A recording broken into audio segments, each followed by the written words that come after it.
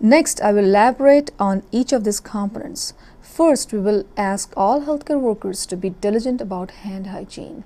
We want you all to wash your hands and wear your gloves when you enter a resident's room if the resident has an indwelling device such as a Foley catheter and feeding tube.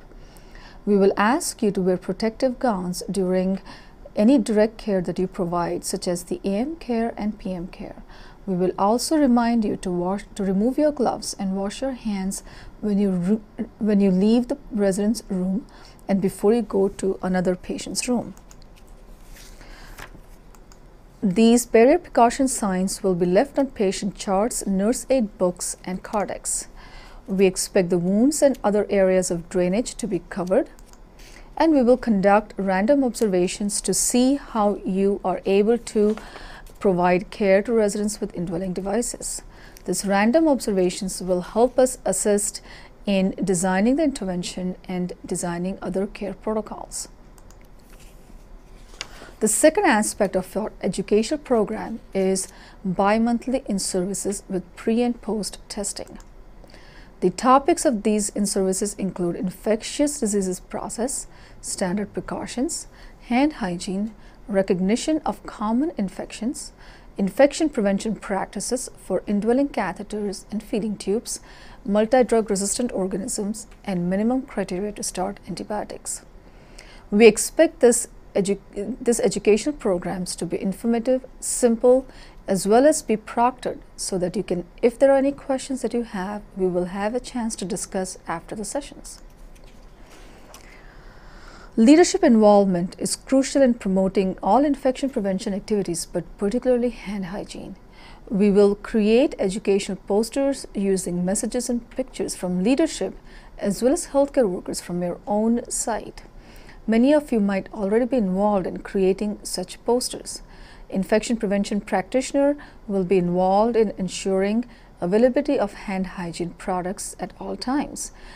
Just so that you have a hand hygiene product with you at the point of care, we will provide your facility with personal use alcohol gel bottles.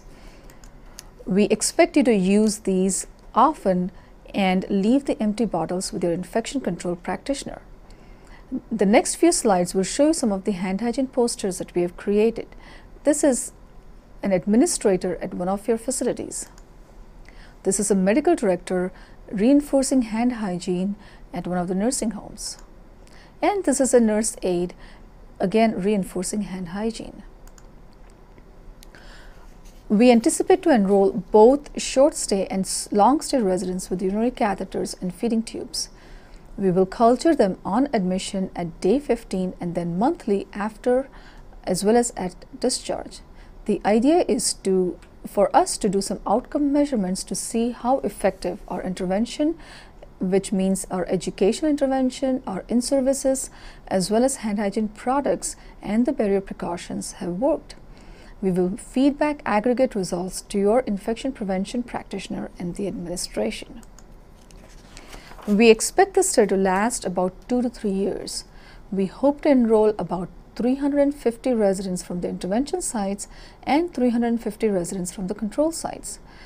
As you all know, very few such intervention studies have been done in long-term care facilities. Most of our facilities are subjected to practices and policies which have been tested more commonly in acute care.